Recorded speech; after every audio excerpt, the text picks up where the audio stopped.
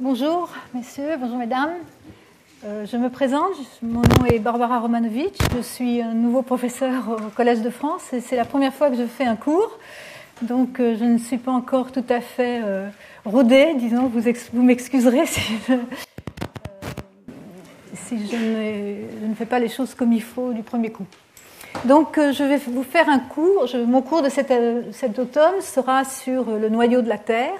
Il sera tous les lundis à 14h30 et je voulais en profiter tout de suite pour mentionner que faisant partie de ce cours, le cours ne sera pas suivi de séminaire après le cours comme c'est parfois le cas ici, mais il y aura une journée entière consacrée à des présentations de recherches actuelles sur le noyau par des intervenants venant de différents instituts en France et en Grande-Bretagne. Donc c'est le vendredi 25 novembre de 9h à 18h et vous êtes tous invités bien sûr. Alors aujourd'hui je voulais commencer par faire une introduction générale à la question du noyau. Le noyau de la Terre, comme vous le savez, est une partie importante de notre Terre, surtout pour nous, pour ce qui nous concerne en tant qu'êtres vivants, parce que la Terre a un champ magnétique interne créé dans son centre, dans le noyau externe, par un processus de dynamo. Et ce champ magnétique nous protège des radiations cosmiques, en particulier des radiations du Soleil. Donc nous avons un intérêt tout particulier à savoir ce qui se passe dans le noyau. Mais je vais vous guider dans une histoire assez intéressante de la découverte du noyau et de ses propriétés. Alors d'abord, je vais commencer par quelques dates importantes. D'abord, au XIXe siècle, on se posait un certain nombre de questions sur l'intérieur de la Terre. Je vais vous en parler un peu plus. Mais c'est vraiment en 1906 que date la découverte du noyau par Oldham. Il n'était pas encore sûr qu'il soit liquide.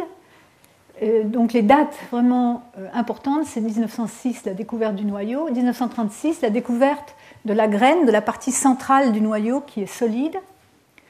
En 1940, la découverte de la graine en 1936 et la suggestion qu'elle pourrait être solide et correspondre à la solidification du fer a été faite en 1940. Comment le prouver ? En 1950-51, un autre sismologue célèbre, Bullen, suggère que si elle est solide, on devrait voir des ondes qui la traversent comme ondes de cisaillement. Je vous expliquerai ça tout à l'heure. En 1970 fut la confirmation de la solidité de la graine par la mesure des fréquences propres de modes sensibles à la structure du noyau. Et enfin, la dernière vraiment grande découverte sur le noyau, date d'il y a 30 ans, la découverte de l'anisotropie sismique de la graine, dont je vais vous parler aussi dans mes cours. Alors au XIXe siècle, on se posait la question de quoi est fait l'intérieur de la Terre. Et surtout, on pensait que la Terre ne pouvait pas être faite de roches jusqu'au son centre, parce qu'on avait mesuré l'aplatissement de la Terre. L'aplatissement au pôle suggère que la Terre a une forme d'équilibre, d'un fluide en équilibre, en rotation autour de son axe. Et donc on pensait qu'il y avait une partie à l'intérieur qui devait être fluide. La question était de savoir est-ce que c'est du liquide ou est-ce que c'est du gaz. Donc au XIXe siècle, les savants ont beaucoup discuté sur la question. Et ils ont commencé à pouvoir mesurer quelle était l'épaisseur de la partie rocheuse et de la partie centrale qu'on pensait être plutôt fluide. Et donc c'est Hopkins qui, donc au milieu du XIXe siècle, a mesuré à partir des nutations et des précessions de la Terre observées astronomiquement que cette enveloppe solide devait avoir au moins 1000 km d'épaisseur. Alors je vous rappelle, le rayon de la Terre, c'est 6371 km. Les nutations, la Terre tourne autour de son axe et l'axe est comme une toupie. Il n'est pas complètement stable par rapport aux étoiles. Il décrit une certaine orbite un peu plus ou moins circulaire, et c'est la précession, et sur le fond de cette orbite, il y a encore des petites oscillations qu'on appelle les nutations. Donc tout ça, c'était bien observé au XIXe siècle par les mesures astronomiques.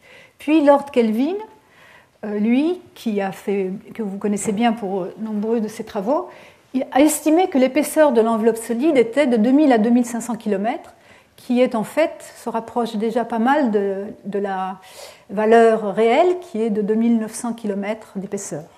Donc la profondeur jusqu'au noyau, telle qu'on la connaît actuellement, est de 2900 km. D'autres types de mesures qu'on connaissait déjà au XIXe siècle, c'était la densité moyenne de la Terre, qu'on avait à partir de sa masse et de son volume, et qui est de 5,5 kg par mètre cube. Et on pouvait mesurer aussi la densité des roches en surface, qui était beaucoup plus faible, 2,6 kg par mètre cube, disons 3 kg par mètre cube en moyenne. Donc on en déduit que la densité augmente avec la profondeur et que la Terre ne peut pas être entièrement composée de roches. Il y a aussi l'argument que son moment d'inertie est qui se mesure en fonction de sa masse et de son rayon, est un tiers du produit m rayon au carré, qui est inférieur à celui qu'on peut calculer pour une sphère homogène, qui est de 0,4 fois la masse fois le rayon au carré.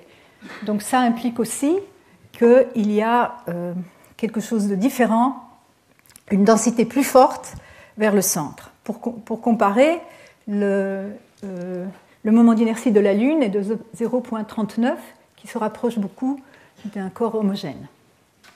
En 1896, Emil Wiechert, qui est un sismologue allemand, un savant allemand qui a aussi fait de contributions surtout pour des instrumentations sismiques, a suggéré que la Terre était comme un météorite, parce qu'on ramassait aussi les météorites, et les météorites avaient souvent une gangue en roche et un noyau de fer nickel, et donc que la Terre pourrait être comme un météorite. Et il a même suggéré que la façon dont le noyau s'était formé, c'était que le fer s'était séparé de sa gangue, comme ça se fait dans les enclumes, quand on extrait le minéraux de fer. Et c'est assez intéressant parce qu'en fait, les théories actuelles sur la formation du noyau reprennent un peu ces idées. Donc, sans céder d'autres informations, on avait au début du XXe siècle quelques idées sur le fait qu'il y avait un noyau dans la Terre, que ce noyau était sans doute fluide et, disons, correspondait à peu près la moitié du rayon de la Terre. On pouvait faire des modèles à ce qu'on appelle à deux couches, en prenant comme contrainte la masse totale de la Terre et son moment d'inertie, et en faisant quelques hypothèses sur la densité de la couche supérieure. On peut en déduire une information sur la densité du noyau et son rayon. Mais c'est vraiment la sismologie qui apporte les informations les plus précises sur l'intérieur de la Terre, et en particulier sur le noyau. Alors, il est important de noter que la sismologie globale est née à la fin du XIXe siècle. En 1889, Ernst von Räuber-Paschwitz, pour la première fois, identifie un enregistrement qui est montré ici sur un instrument qui devait mesurer les marées. Il enregistre cette espèce de vibration et il lit dans les journaux qu'il y a eu un séisme au Japon. Il fait le rapprochement. Donc ça, c'est à Potsdam en Allemagne. Il observe sur son enregistrement les vibrations dues à un séisme très loin, à 10 000 km de là. Donc, vous voyez, c'est la réalisation qu'on peut observer les séismes à de très grandes distances, jusqu'à l'autre bout de la Terre, même si, et donc c'est la naissance de la sismologie globale. À partir de là, la sismologie s'est développée, et donc je vous dois de faire une petite introduction aux ondes sismiques pour parce qu'on va en parler beaucoup. Il y a des ondes sismiques, sont des ondes élastiques qui sont émises par les tremblements de terre au moment de la rupture et qui se propagent dans la Terre. Ce sont des ondes élastiques, il y en a deux types. Il y a les ondes de compression, qui sont ici dessinées, donc, où la matière, quand elle se propage, les particules sont comprimées et dilatées, et ce mouvement se propage progressivement au cours de la propagation de l'onde. Et ce mouvement de particules est dans la direction de la propagation. Donc, ce qui est important, ce sont les propriétés de compressibilité du milieu, en particulier. On les appelle les ondes P. Je vais vous montrer la nomenclature des ondes. C'est tout un système. Parce qu'elles arrivent les premières, parce qu'elles se propagent aux vitesses les plus grandes. Il y a le deuxième type d'ondes sismiques, ce sont les ondes de cisaillement, appelées ondes S parce que secondaires. Elles se propagent à des vitesses plus faibles que les ondes de compression. Et le mouvement est maintenant, si ça c'est la direction de propagation, le mouvement est perpendiculaire. Donc ici, ce serait perpendiculaire au tableau, perpendiculaire à la direction de propagation et correspond à une déformation de cisaillement. Ces ondes de cisaillement ont la particularité très importante qu'elles ne se propagent pas dans les liquides, alors que les ondes de compression se propagent à la fois dans les solides et les liquides. Dans les liquides, c'est les mêmes ondes que celles que vous avez quand vous faites tomber une pierre dans un lac et que vous voyez les ondes se propager. Les ondes élastiques de compression, pour calculer leur vitesse, on a besoin des paramètres élastiques. Les trois paramètres élastiques sont le module de compressibilité, le module de cisaillement et la densité. Et ils interviennent tous les trois dans l'expression pour la vitesse des ondes de compression, des ondes élastiques de compression. On peut soit l'exprimer en fonction de ces trois paramètres-là, soit en fonction d'autres paramètres qu'on appelle les paramètres de Lamé, qu'on peut relier à ces deux-là d'une manière unique.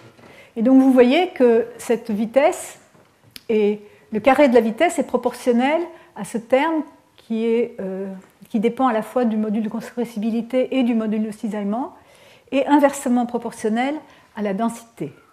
Il se trouve que dans la Terre, le numérateur augmente plus vite que le dénominateur, et donc les vitesses vont augmenter avec la profondeur.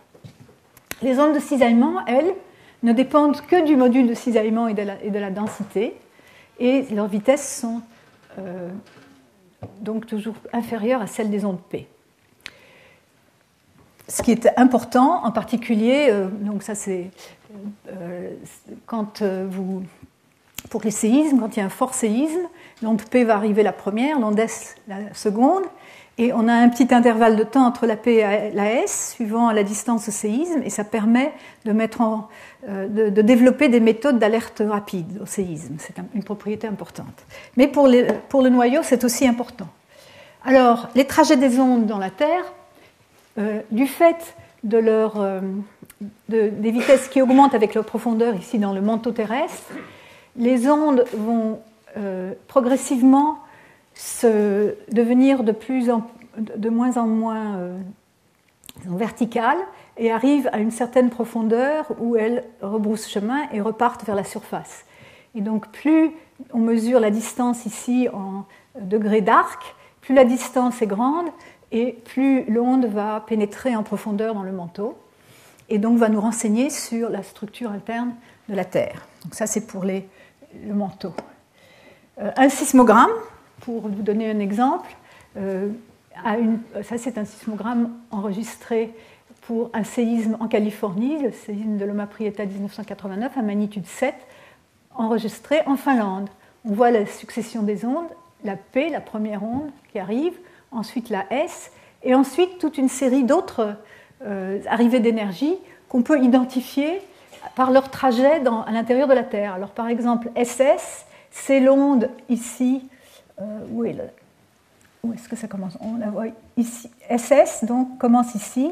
La source est ici. Donc elle fait S, rebondit une fois à la surface de la Terre et un deuxième arc. donc SS. De même, P et PP qui arriveraient ici.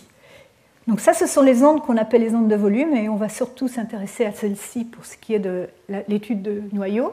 Mais il y a aussi ensuite cette grande arrivée d'énergie d'ondes dispersées. Les temps d'arrivée dépendent de la fréquence, et ce sont les ondes de surface qui, elles, se propagent le long de la surface de la Terre, et leur énergie diminue en profondeur. Au lieu de se propager, l'énergie ne se propage pas sur les raies comme ça, mais plutôt le long de la surface. Donc, revenons à l'histoire. Vers 1910, c'était la Terre, le modèle simple de Terre qu'on avait en tête, c'était ceci, une Terre à 2 couches avec un manteau de rocheux et un noyau qui était plus dense, peut-être fluide, et probablement, on avait suggéré qu'il était formé de fer comme les météorites. La preuve de l'existence du noyau a été faite par des méthodes sismologiques en 1906. Donc voilà Richard Oldham, qui était un Anglais, qui était aussi le premier directeur du service géologique des Indes.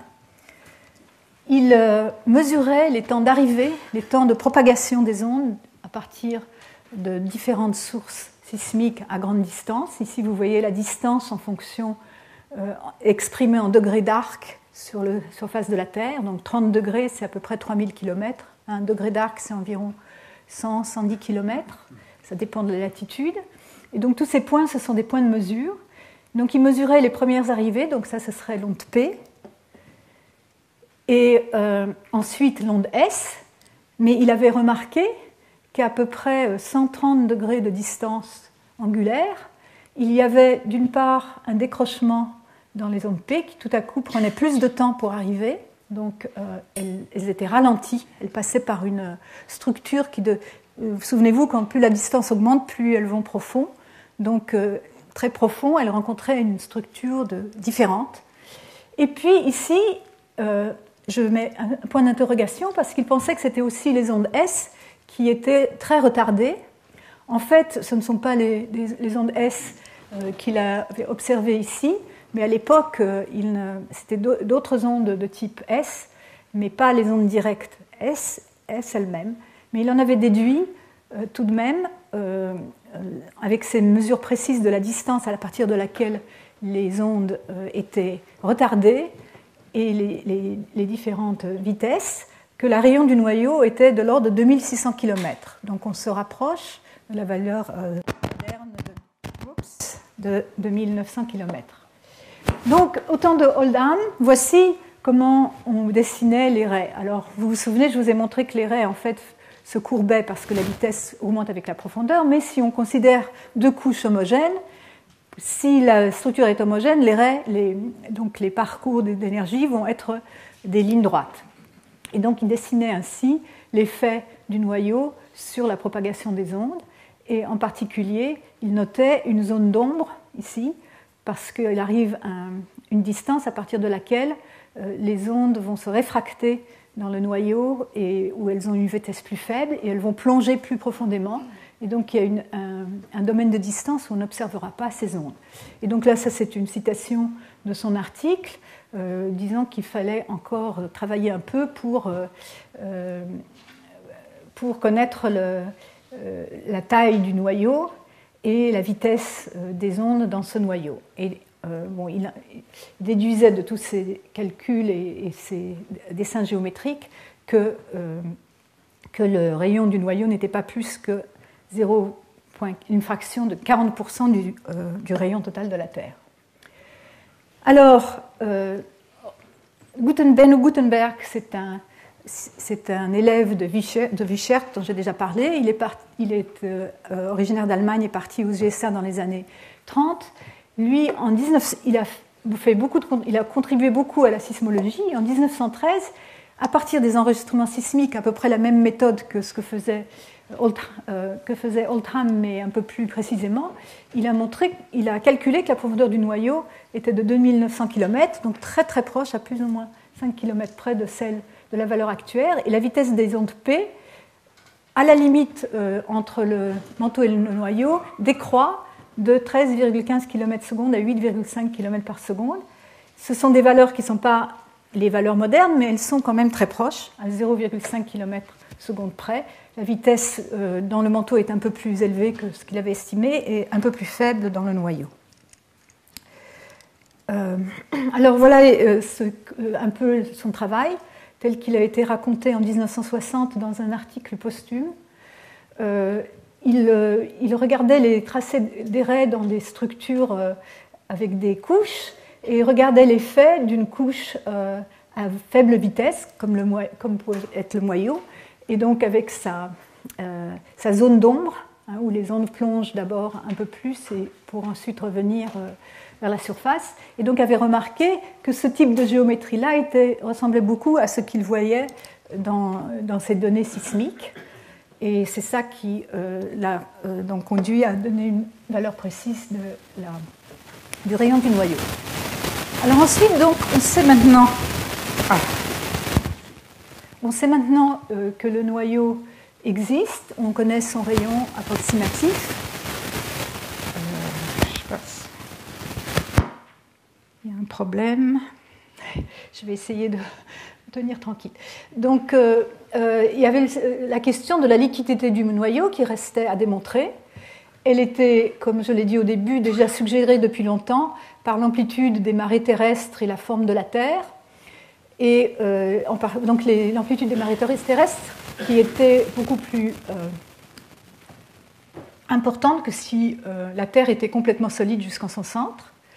C'était confirmé par l'absence d'onde S, l'observation d'onde S à partir de la distance de pénétration dans le noyau.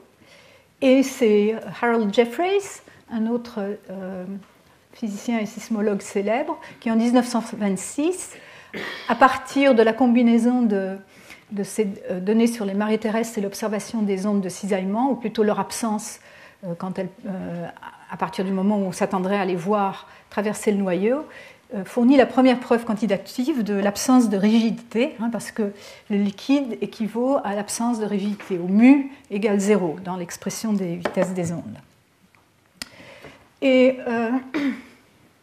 donc, la rigidité moyenne de la Terre est plus faible que celle du manteau, calculée à partir des ondes S.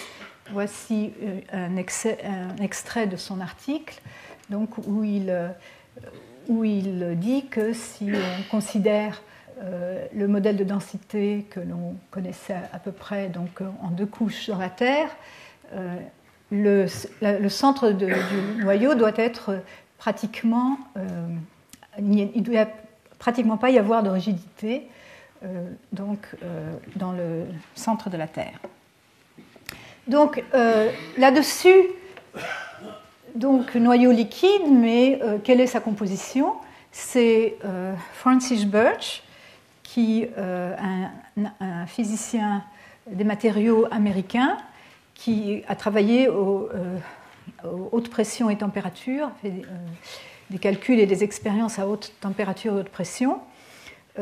Il a démontré en 1952 que le manteau est composé de silicate et le noyau externe, donc liquide, de fer liquide, et la graine de fer cristallin. Alors j'ai sauté une étape qui est celle de la découverte de la graine, j'aurais dû le mettre avant, mais tant pis. Et il a confirmé en 1961 que la densité du noyau est à peu près 10% plus faible que celle du fer pur, aux températures et aux pressions du noyau. Et alors il est célèbre pour d'autres, il est très célèbre pour bien de ses travaux sur la structure interne de la Terre, mais il est surtout célèbre parce qu'il a créé un dictionnaire de la géophysique où il faut interpréter les termes sur la gauche par les termes sur la droite. Alors dès que quelqu'un écrit que quelque chose est certain sur l'intérieur de la Terre, en fait, il faut en douter. Sans aucun doute veut dire peut-être, c'est une preuve certaine, c'est une suggestion vague, un argument sans contestation, une objection triviale, et le fer pur, un mélange incertain de tous les éléments. Donc il est très connu pour ces... Mais revenons-en un peu en arrière à la découverte de la graine. Cette découverte a été faite en 1936 par Inge Lehmann, qui était une sismologue danoise, qui a fait cette découverte en 1936. Elle a observé dans son observatoire à Copenhague des phases qui ressemblaient aux phases P, mais qui étaient dans l'ombre du noyau, donc dans la région où on ne s'attendrait pas à voir d'onde P, à cause de cette ombre du noyau qui fait que quand les ondes arrivent sur la limite noyau-manteau, elles sont déflectées vers l'intérieur assez brutalement. Alors, revenons-en à Inge Lehmann. Donc, une nouvelle phase sismique qu'elle appelait P'. Elle ne s'appelle plus P' de nos jours, donc dans l'ombre du noyau. Et en fait, son article, c'est un article d'une seule page et d'un titre très court, P'. Voilà. Et donc, elle a déduit de l'observation de ces phases qui ne devraient pas exister l'existence d'une région interne du noyau aux propriétés élastiques différentes de celles de la partie externe. Alors, voici la figure de son article dans laquelle elle a tracé, donc ça c'est ses observations avec ces ondes observées à des distances de 110 et 135 degrés. Donc là j'ai une figure un peu plus claire que ceci, montrant donc ces ondes qui arrivent là où elles ne devraient pas être présentes et qu'elle a appelé P'. L'anecdote sur Inge Lehmann, d'abord elle a vécu très longtemps, elle a vécu jusqu'à 104 ans, et elle était élevée dans une école très progressiste où il n'y avait pas de différence entre les filles et les garçons, et quand elle est arrivée dans les milieux scientifiques, elle a trouvé un très grand contraste dans cette société-là, et elle s'est confiée à un de ses cousins ou neveux, je ne me souviens plus très bien, en disant un jour, je crois quand elle a reçu son premier prix, tu devrais savoir combien j'ai dû concourir avec des hommes incompétents en vain. Bon, c'était très spécial. Bon. Donc voilà, alors ici, nous voyons les ondes de type P, telles qu'elles ont été dessinées par Gutenberg, mais plus tard, dans les années 50, donc avec maintenant leur trajet un peu plus réaliste. Ce ne sont plus des lignes droites, mais des arcs de cercle à cause de la vitesse qui augmente avec la profondeur. On voit, pour les ondes qui interagissent avec le noyau, on a d'abord donc les ondes P, quand elles vont à plus grande distance, à environ 103 degrés, elles commencent à diffracter. Donc on a une onde diffractée qui se propage le long de la limite noyau-manteau et qu'on observe à ces distances-là. Ensuite, il y a les ondes qui plongent dans le noyau, donc les ondes du noyau qu'on va observer au-delà de la zone d'ombre. Mais pour celles qui interagissent avec la graine, et on les appelle PKI-Kp, je vous expliquerai comment ça marche cette nomenclature, elles vont avoir des trajets comme ceci, elles plongent très profondément et ensuite sont réfractées par la graine. Donc, donc ils ont découvert, donc maintenant la découverte de la graine, elle a été acceptée assez rapidement, en 2 ans, après 1936, tous les grands sismologues avaient accepté cette notion, mais donc se posait la question, est-ce qu'elle était solide ou pas, parce que le fait d'observer une onde une onde du type P n'était pas une preuve suffisante. Alors que c'est Keith Bullen, qui est un sismologue néo-zélandais, très connu aussi, qui a remarqué en 1950 que si elle était solide, on devrait pouvoir observer des ondes de type PKJ-Kp, c'est-à-dire des ondes qui se propagent comme onde P dans le manteau et le noyau externe, et comme onde S, comme onde de cisaillement dans la graine. Si la graine est solide, il devait y avoir la possibilité d'avoir des ondes qui se convertissent d'ondes de compression en ondes de cisaillement à la limite de la graine. Et il calcule les temps de propagation et l'amplitude théorique de ces ondes et conclut qu'elles seraient à la limite de l'observabilité, mais que la distance la plus favorable pour la chercher serait entre 130 et 155 degrés de distance d'arc. Et nous en reparlerons parce que, en fait, jusqu'à aujourd'hui, il y a eu très peu d'observations, entre guillemets, de cette onde et tout le monde n'est pas encore convaincu qu'on l'ait observée. Donc, entre-temps, donc un peu plus tard, Jacobs, qui était un géophysicien britannique montre que l'augmentation du point de fusion de fer avec la pression, c'est-à-dire la profondeur et la pression, on utilise ces deux quantités un peu échangeables, implique un changement de phase du fer liquide au fer solide, donc de la phase liquide à la phase solide, aux conditions de la limite noyau-graine. Donc il montre que effectivement la solidité de la graine pourrait être liée à la solidification du fer à partir d'une certaine pression. Allez-y. Une petite pause, ça ne fait pas de mal. Voilà. Mais faute d'observation concluante, vous m'entendez bien ? D'accord. De cette fameuse onde de cisaillement dans la graine, la rigidité non nulle de la graine restait à démontrer, et en fait elle a été démontrée par les mesures de fréquence propre de la Terre, par Dzivonsky et Gilbert Dzivonsky. Alors je dois vous dire que le professeur Dzivonsky est assis ici, au premier rang, dans cette salle. Voilà.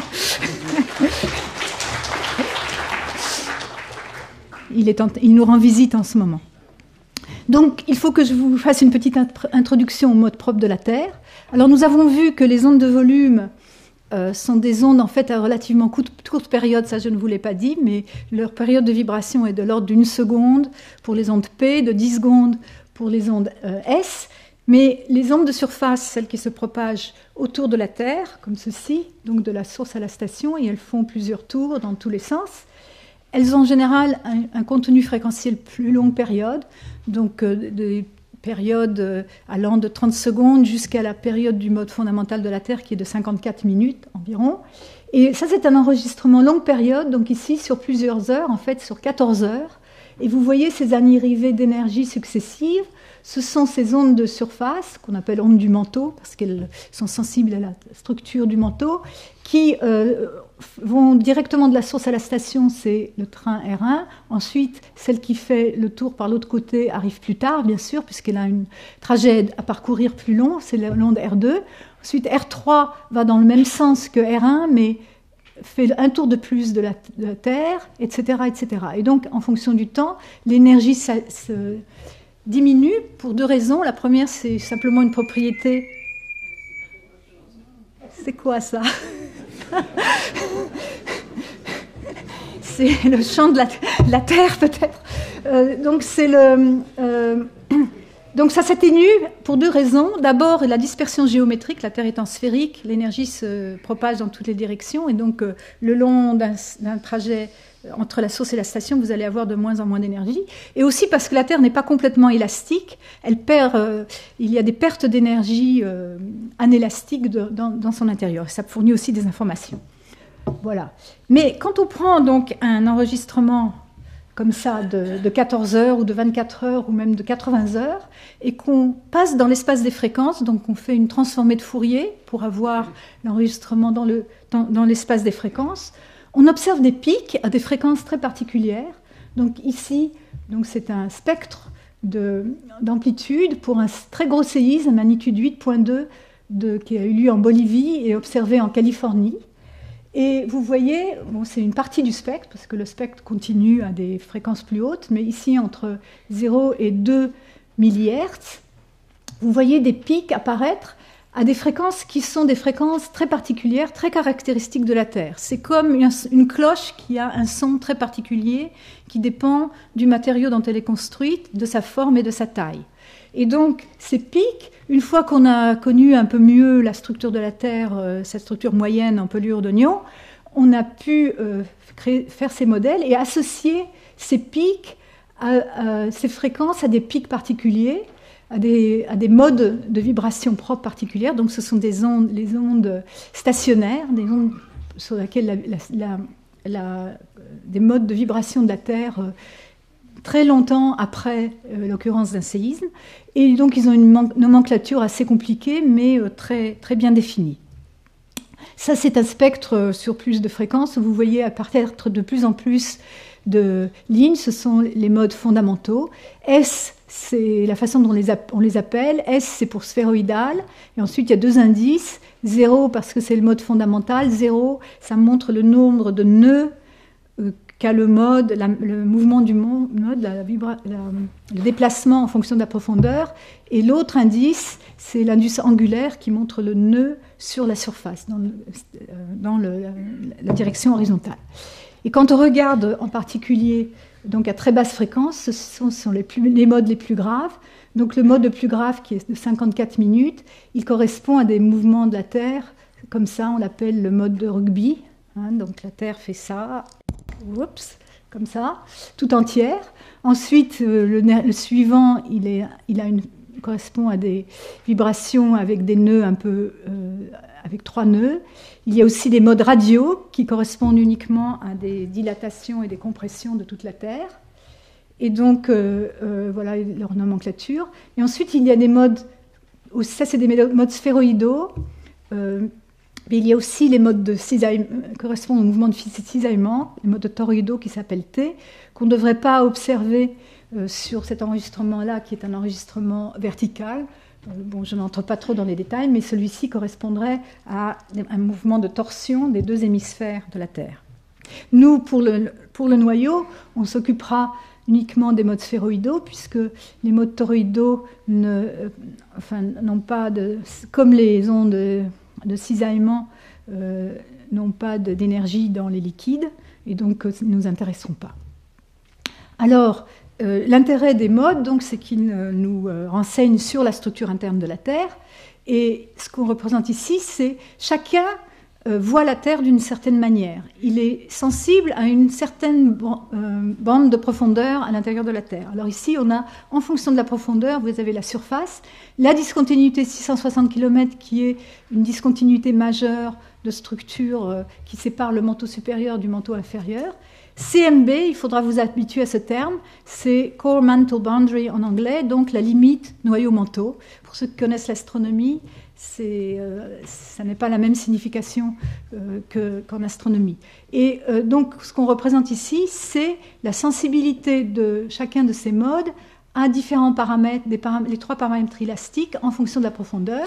Vous voyez que celui-ci est un mode, qu'on va dire le mode du manteau. Il n'y a pratiquement rien dans le noyau, il n'est pas sensible à la structure du noyau, par contre il est très sensible à la vitesse des ondes S dans le manteau. Il a aussi un peu de sensibilité à la densité et très peu à la vitesse des ondes P.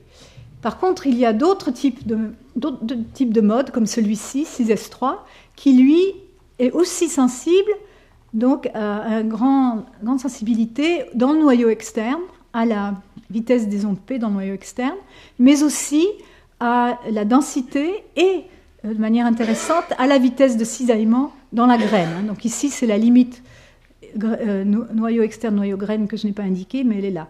Donc on va pouvoir, avec tous ces modes différents, s'intéresser et mesurer de manière plus précise les propriétés élastiques jusque dans la graine.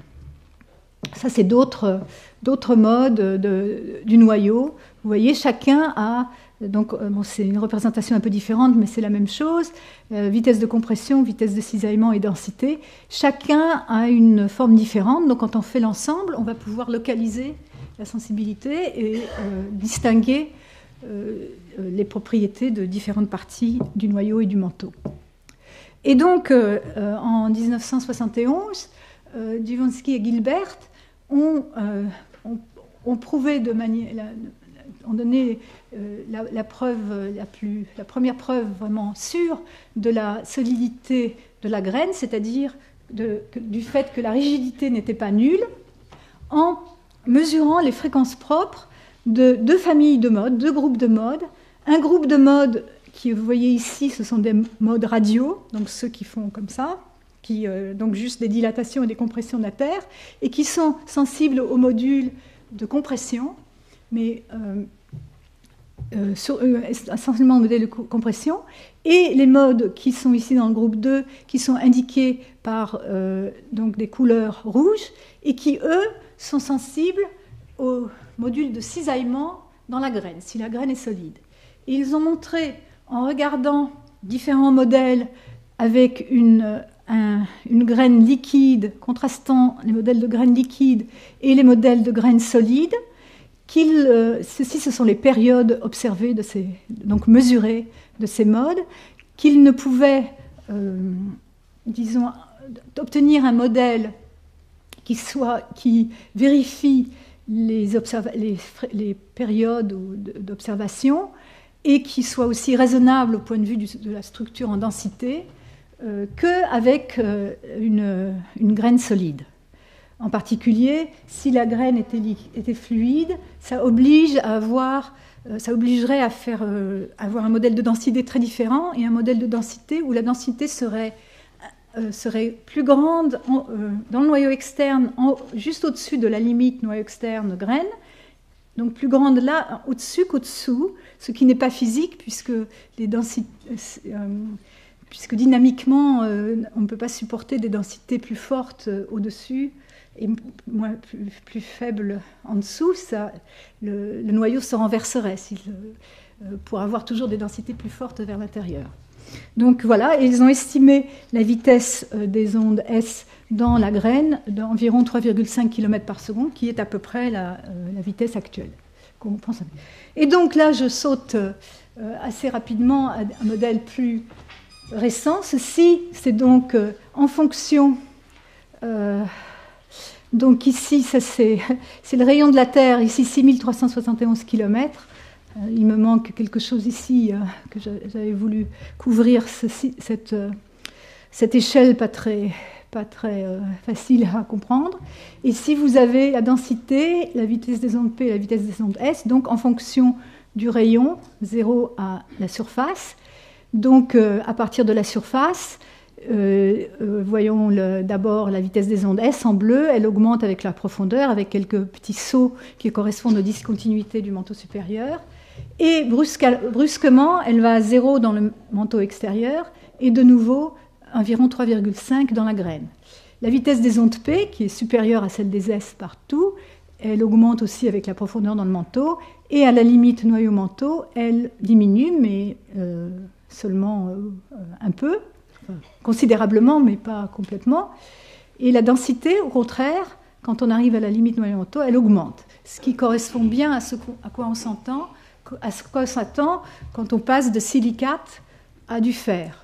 On va avoir le fer est très dense, mais les vitesses de propagation des ondes élastiques dans le fer sont inférieures à celles des vitesses dans les silicates. Donc, oui, justement,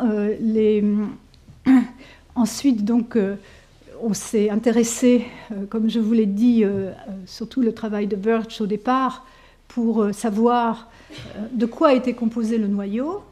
Et Birch avait déjà montré, mais il a été confirmé par des mesures plus modernes, que donc des mesures en laboratoire qui pouvaient atteindre les pressions du noyau et ensuite aux pressions plus élevées par les expériences d'ondes de choc, que le fer pur, la densité du fer pur était trop élevée par rapport à la densité des modèles sismologiques. Ici, vous voyez ce modèle PREM que je vous ai montré tout à l'heure. PREM, c'est Preliminary Reference Earth Model, c'était le modèle préliminaire de référence de la Terre, qui en fait, il était construit en 1981, mais on l'utilise encore de nos jours. Il était construit à partir d'un ensemble de données de fréquence propre de la Terre et aussi d'ondes de volume. Et il est suffisamment correct pour qu'on l'utilise encore de nos jours, donc 30 ans après, comme modèle de référence. Mais donc, vous voyez qu'il faut rajouter quelque chose de léger. Donc, on augmente tant la température, on arrive ici, et il faut encore rajouter quelque chose de plus léger pour arriver à quelque chose qui colle avec les densités obtenues par la sismologie. Donc, le noyau n'est pas de fer pur, mais il a une composante d'éléments légers, et il reste à savoir quels pourraient être ces éléments. Nous en parlerons. Soufre, oxygène, carbone, silicium ont été proposés. Dans la graine, par contre, la densité augmente, et donc on pense, que la graine est formée de fer plus pur, et en particulier qu'elle se forme par cristallisation du fer, et au moment de la cristallisation du fer, elle expulse des éléments légers, et ces éléments légers vont avoir tendance à monter dans le noyau, donc vont induire des mouvements de convection dans le noyau externe, et ça c'est lié à, disons, au maintien de la dynamo donc du champ magnétique terrestre.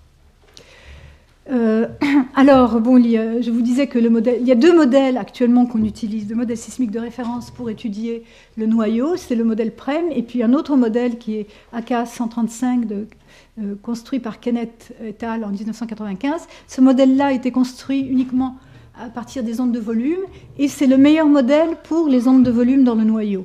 Donc on utilise PREM pour tout ce qui est des ondes de plus longue période.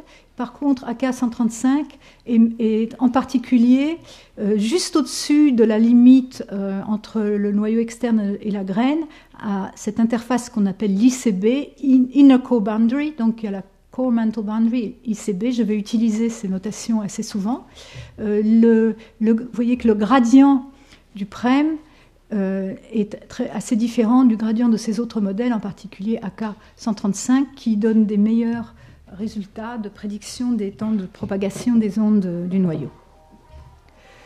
Donc, juste un tableau, je ne sais pas si je ne vais pas y passer beaucoup de temps, parce que ça n'est pas les paramètres physiques du noyau tels qu'on les connaît maintenant. Donc, son rayon, 3480 km. Le rayon de la graine, 1221,5 km, donc, ou en profondeur, on a ça ici. Les vitesses des ondes P vont de 5,8 dans le manteau jusqu'à la base à 13,66 km par seconde, et dans le noyau interne de 8,06 à 10,29 km par seconde. Augmentation légère dans le graine, 11,03, et ensuite presque constante, aussi bien les deux vitesses dans la graine. Ce qui va impliquer que les trajets des raies dans la graine peuvent être considérés comme des lignes droites, qui simplifient.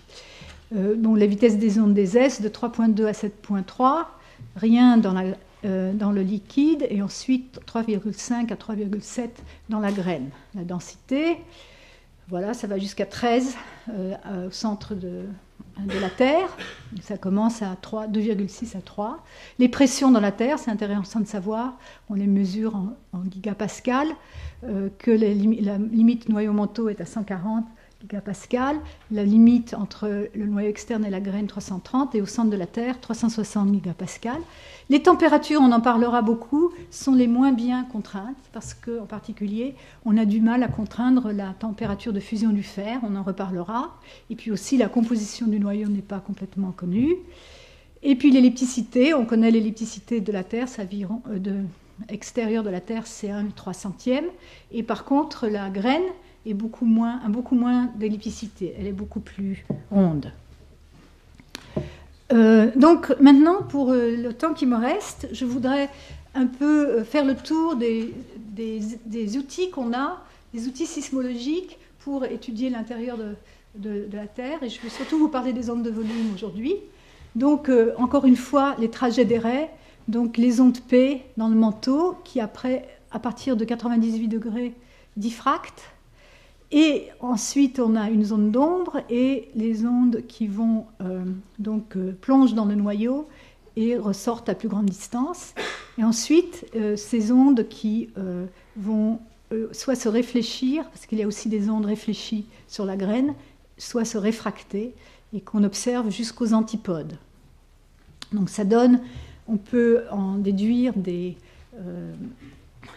tableaux de temps de parcours en fonction de la distance. Donc ici, on représente le temps de parcours de la P diffractée, c'est la P avec un petit indice D, c'est la l'onde P diffractée. Et ensuite, donc, arrivant plus tard, l'onde PKI-KP, c'est l'onde réfléchie, et plusieurs branches des ondes du noyau que je vais vous montrer en plus de détails. Donc, la nomenclature des ondes sismiques, pour ceux qui ne connaissent pas du tout des ondes de volume, dans le manteau, tout ce qui est onde du manteau, on les appelle P. À chaque fois qu'il y a une réflexion sur la surface, on rajoute un P. Donc, une réflexion, c'est PP. 2 réflexions, c'est PPP, etc. La même chose pour les ondes de cisaillement, donc S dans le manteau. S'il y a une réflexion sur parce qu'il y a des réflexions sur la limite noyau-manteau, on l'indique par un C, donc P petit c P, et l'onde réfléchit une fois sur la limite noyau-manteau. Et dans le noyau, une réflexion sur la limite graine noyau externe s'appelle par un petit i, et les ondes de compression dans le noyau externe, la partie qui est dans le noyau externe s'appelle K, et les ondes de compression dans le noyau interne, la partie qui est dans le noyau interne s'appelle I. Donc ensuite on recompose, PK, IKP, c'est l'onde qui est P dans le manteau, P dans le noyau externe, P donc dans la graine solide, et puis qui repart, P dans le noyau externe et P dans le manteau du côté de la station. Et celle-ci, c'est la même chose, mais quelle est la différence? Elle est réfléchie, au lieu de traverser la graine, elle est réfléchie à la limite entre la graine et le noyau. Et donc les phases PKP sans I, ce sont celles qui se propagent dans le noyau externe. Mais donc ici, cette figure n'est pas très bien sortie. C'est toute la panoplie des ondes de volume, enfin pas toutes, il en manque, mais les ondes principales. Je vais vous parler un peu plus de ces ondes PKP et de leurs différentes branches. Mais il y a aussi donc un intérêt, c'est donc l'onde réfléchie sur la limite noyau-manteau, puisqu'elle permet d'étudier les propriétés, le rayon, etc. Et puis il y a les ondes qui sont S dans le manteau, P dans le noyau et S dans le manteau, donc les ondes SKS. Et parfois elles se réfléchissent une fois par en dessous à la limite noyau-manteau, on va l'appeler SKKS. Et puis, si on pouvait la voir, et on la voit peut-être, moi j'ai écrit un article là-dessus, donc je vais promouvoir qu'on a déjà vu, c'est l'onde PKJKP, donc P, K, J, onde S dans la graine, K, P. Donc c'est pas très compliqué, mais il faut s'y habituer. Donc, parlons un peu de ces ondes PKP, donc, qui sont donc des ondes P qui plongent dans le noyau. Alors en fait, il y en a 3 branches à cause des propriétés particulières des vitesses relatives entre le manteau et le noyau. Il y a les ondes qui plongent assez verticalement. Celles-ci vont plonger encore plus verticalement dans le noyau. Et il y en a 2. Une qui se propage très près de la graine, mais reste dans le noyau externe. Et on l'appelle BC. Donc on l'appelle PKP-BC. Et celle qui passe dans la graine, qu'on appelle aussi PK grand IKP, mais d'autres l'appellent, enfin souvent on l'appelle PKP-DF. C'est 2 branches différentes. Et ensuite il y a une autre onde qui, elle, se propage un peu plus horizontalement, arrive sur la limite noyau-manteau un peu plus horizontalement, et ensuite plonge plus profondément. C'est la branche PKP-AB. La raison pour l'existence de ces 3, c'est que cette zone à faible vitesse, donc le passage du manteau au noyau, cause une caustique et donc qu'on appelle des triplications. Vous observerez que ces ondes plongent profondément dans le noyau et aucune d'elles n'a son point le plus bas à moins d'un tiers du haut du noyau externe. Donc, ce ne sont pas des ondes très bien adaptées pour étudier la partie externe du noyau, et on leur préférera les ondes SKS, celles-ci, parce qu'elles, par contre, ne sont pas très défléchies en entrant dans le noyau, parce que la vitesse des ondes S dans le noyau externe est à peu près égale à celle des ondes P. Les ondes S dans le manteau est à peu près égale à celle des ondes P dans le noyau externe. Et donc, elles vont nous permettre d'étudier la partie externe du noyau. Ce qu'il faut encore savoir, c'est que ces ondes, avant d'aller dans le noyau, elles traversent le manteau. Et le manteau est très hétérogène. Et donc, il faut déjà connaître très bien la structure du manteau pour pouvoir étudier la structure du noyau. Alors, très souvent, on va mesurer des propriétés différentielles, surtout des temps de parcours différentiels. Donc on va prendre le temps de parcours de l'onde DF moins le temps de parcours de l'onde BC, et puisque les 2 ondes ont un trajet presque le même dans le manteau, on va pouvoir supposer que la différence des deux n'est sensible qu'à la structure du noyau. Donc c'est une façon de faire. Pour l'onde AB, c'est un peu plus compliqué parce qu'elle s'écarte dans sa propagation de ces deux ondes-là. Et donc, on va avoir du mal à dire la même chose, surtout que cette région de la Terre, juste au-dessus de la limite noyau-manteau, qu'on appelle la D seconde, est très hétérogène. Donc cette onde-là va être très affectée par cette structure, et donc on aura du mal à vraiment séparer les effets du manteau et du noyau. Il y a une autre raison pour laquelle on aime bien calculer des temps différentiels, c'est les incertitudes sur la source. Quand vous calculez un temps de propagation d'une onde, celui-ci dépend du temps origine et de la profondeur de la source, aussi bien que du temps de parcours. Et donc, il faut connaître si on s'intéresse à la propagation, il faut connaître de manière très précise la source, les paramètres à la source, la profondeur et le temps origine. Et il y a toujours des erreurs là-dessus. Par contre, quand on prend des temps différentiels, on s'affranchit de ce problème. Voilà, et donc ça c'est ce que ça donne, les temps de parcours de ces trois branches en fonction de la distance, ici en degrés d'arc, et donc leur temps de propagation de l'ordre de 1100 à 1200 secondes à partir du temps origine. Et ceci se correspond aux différentes mesures. Vous voyez une certaine dispersion des observations qui correspondent aux hétérogénéités par rapport à une structure purement sphérique. Il y a d'autres, on voit ici l'onde BC et des précurseurs au ACP KPDF qu'on pensait pendant longtemps provenir du noyau, mais qu'en fait maintenant on a démontré qu'ils venaient en fait du manteau. Donc ça c'est le même diagramme plus propre. Et ceci, c'est juste une illustration de ces trois phases à une distance d'à peu près 160 degrés. On voit à la fois l'onde DF, l'onde BC et l'onde AB. On peut en mesurer les temps de propagation. Ceci, je remontrerai ce diagramme et des diagrammes de ce type-là dans mes leçons suivantes. Il y a aussi les ondes réfléchies qui vont être importantes. Donc, et là aussi, donc, il y a l'onde réfléchie sur la limite noyau-manteau et l'onde réfléchie sur la limite noyau externe graine.